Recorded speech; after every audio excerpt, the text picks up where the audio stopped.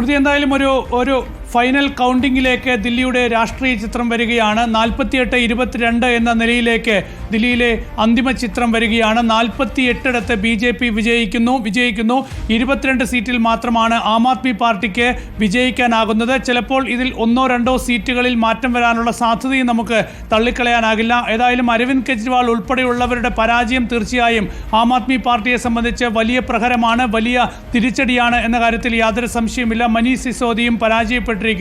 ഏതായാലും ദില്ലി പൂർണ്ണമായി BJPക്ക് അനുകൂലമായി ചിന്തിച്ചു എന്ന് വേണമെങ്കിൽ പറയാം. ന്യൂനപക്ഷ വോട്ടുകൾ ശക്തികേന്ദ്രമായ മണ്ഡലങ്ങളിലൊക്കെ തന്നെ ചിലയിടങ്ങളിൽ ആം ആദ്മി പാർട്ടിക്ക് വിജയിക്കാനായി എങ്കിൽ പോലും മുസ്തഫാബാദ് പോലുള്ള മണ്ഡലങ്ങളിലൊക്കെ തന്നെ BJP വലിയ മുന്നേറ്റമുണ്ടാക്കുന്നത് നമ്മൾ കണ്ടു. ഏതായാലും ചില മണ്ഡലങ്ങളിലെങ്കിലും ഈ വോട്ട് ശതമാനം പരിശോധിക്കുമ്പോൾ വേണമെങ്കിൽ ആം ആദ്മി പാർട്ടിയും കോൺഗ്രസും ഒരു സഖ്യത്തിൽ മത്സരിച്ചിരുന്നുവെങ്കിൽ കുറച്ചുകൂടി സീറ്റുകൾ നേടാൻ കഴിയുന്ന ഒരു സാഹചര്യം ദില്ലിയിൽ ഉണ്ടായിരുന്നു. പക്ഷേ അപ്പോൾ പോലും വിജയത്തിലേക്ക് ഒരുപക്ഷെ ഈ സഖ്യം ഉണ്ടായിരുന്നെങ്കിൽ പോലും കഴിയില്ല എന്നൊരു സാഹചര്യത്തിലേക്ക് ദില്ലിയുടെ രാഷ്ട്രീയം മാറിയിരിക്കുന്നു എന്നത് വളരെ പ്രസക്തമാണ്. ഏതായാലും BJPയുടെ പ്രചരണം, BJPയുടെ രാഷ്ട്രീയ നീക്കങ്ങൾ അത് ദില്ലിയിൽ വലിയ രീതിയിൽ വിജയിച്ചിരിക്കുന്നു. വൈകുന്നേരം 5:30 മണിക്ക് പ്രധാനമന്ത്രി നരേന്ദ്രമോദി BJPയുടെ ദില്ലിയിലെ ആസ്ഥാനത്തിലേക്ക് എത്തുകയാണ്. അങ്ങനെ ദില്ലി ആസ്ഥാനത്ത് 5:30 മണിക്ക് പ്രധാനമന്ത്രി എത്തി തീർച്ചയായും ഈ ദില്ലിയിലെ BJPയുടെ വിജയം വലിയ ആഘോഷമാക്കി മാറ്റാൻ BJP തീരുമാനിച്ചിരിക്കുന്നു. BJPയെ സംബന്ധിച്ച് തീർച്ചയായും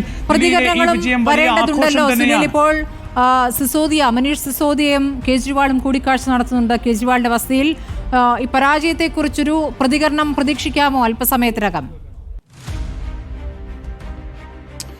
തീർച്ചയായും ആം ആദ്മി പാർട്ടി എന്ത് പ്രതികരിക്കും എന്നത് അത് അരവിന്ദ് കെജ്രിവാളിൻ്റെ ഭാഗത്തു നിന്ന്, മനീഷ് സിസോദിയുടെ ഭാഗത്തു നിന്ന് എന്തായിരിക്കും പ്രതികരണം വരിക എന്നത് എല്ലാവരും ആകാംക്ഷയോടെ കാത്തിരിക്കുകയാണ്. എങ്ങനെയായിരിക്കും ഇനി ആം ആദ്മി പാർട്ടി മുന്നോട്ട് പോവുക? ആം ആദ്മി പാർട്ടിയുടെ പ്രധാനപ്പെട്ട നേതാവ് അരവിന്ദ് കെജ്രിവാളും മനീഷ് സിസോദിയും തന്നെ പരാജയപ്പെട്ട സാഹചര്യത്തിൽ ഇനി പാർട്ടിയുടെ പ്രവർത്തനം എങ്ങനെയായിരിക്കും എന്നത് അറിയേണ്ടതുണ്ട്. അതായത് നേരത്തെ മനീഷ് സിസോദിയോട് മാധ്യമപ്രവർത്തകർ പ്രതികരണം ചോദിച്ചപ്പോൾ അദ്ദേഹം ഇപ്പോൾ പ്രതികരിക്കാനില്ല എന്നാണ് വ്യക്തമാക്കിയത്. പരാജയം അംഗീകരിക്കുന്നുവെന്ന് മനീഷ് സിസോദിയ വ്യക്തമാക്കി. പക്ഷേ ഇക്കാര്യത്തിൽ എന്തെങ്കിലും ഒരു പ്രതികരണം നടത്തിയിട്ടില്ല. കഴിഞ്ഞ ദിവസങ്ങളിലൊക്കെ തന്നെ വലിയ ആരോപണമായിരുന്നു അരവിന്ദ് കെജ്രിവാൾ ഉയർത്തിയത്. കുതിരക്കച്ചവടത്തിന് BJP നീക്കങ്ങൾ ആരംഭിച്ചിരിക്കുന്നു.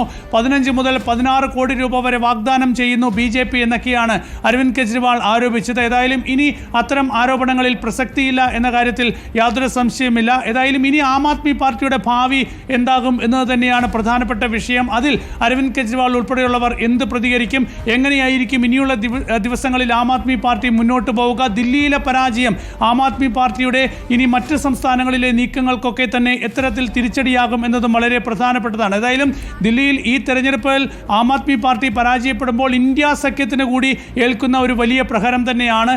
ഇന്ത്യ സഖ്യത്തിലെ കോൺഗ്രസ് ഒഴികെയുള്ള എല്ലാ പാർട്ടികളും ആം ആദ്മി പാർട്ടിക്കൊപ്പം നിന്ന ഒരു രാഷ്ട്രീയ സാഹചര്യമാണ് ദില്ലിയിൽ ഉണ്ടായിരുന്നത്. അപ്പോഴും കോൺഗ്രസ് നില മെച്ചപ്പെടുത്താൻ ദില്ലിയിൽ തനിച്ച് മത്സരിക്കുന്ന ഒരു രാഷ്ട്രീയ തീരുമാനമെടുത്തു. പക്ഷേ കോൺഗ്രസിനും വലിയൊരു മുന്നേറ്റം ദില്ലിയിൽ ഉണ്ടാക്കാൻ സാധിച്ചിട്ടില്ല. 10% വോട്ടെങ്കിലും അധികം ദില്ലിയിൽ നേടുക, 1, 2, 3 സീറ്റുകൾ ദില്ലിയിൽ സ്വന്തമാക്കുക എന്നതായിരുന്നു കോൺഗ്രസിന്റെ പ്രതീക്ഷ. പക്ഷേ കോൺഗ്രസിന് 6% മുകളിൽ വോട്ടുകൾ നേടാനായി. അപ്പോഴും വലിയൊരു വോട്ട് ശതമാനം ഉയർത്താൻ കോൺഗ്രസിന് കഴിഞ്ഞുവെന്ന് പറയാനും കഴിയുകയില്ല. അതേസമയം പല മണ്ഡലങ്ങളിലെങ്കിലും ചില മണ്ഡലങ്ങളിലെങ്കിലും ആം ആദ്മി പാർട്ടിയുടെ പരാജയം പ്രവചിച്ചിരുന്നെങ്കിലും കോൺഗ്രസിന് 1, 2 എന്നുള്ളതായിരുന്നു ഭൂരിപക്ഷം പ്രവചനങ്ങളും. അത് തെറ്റിപ്പോയി അല്ലേ കോൺഗ്രസിന്റെ കാര്യത്തിൽ? തീർച്ചയായും കോൺഗ്രസിന് 8 മുതൽ 10% വരെ വോട്ട് ലഭിക്കും എന്നായിരുന്നു എക്സിറ്റ് പോൾ സർവേകളൊക്കെ തന്നെ ഒരുപോലെ പ്രവചിച്ചത്.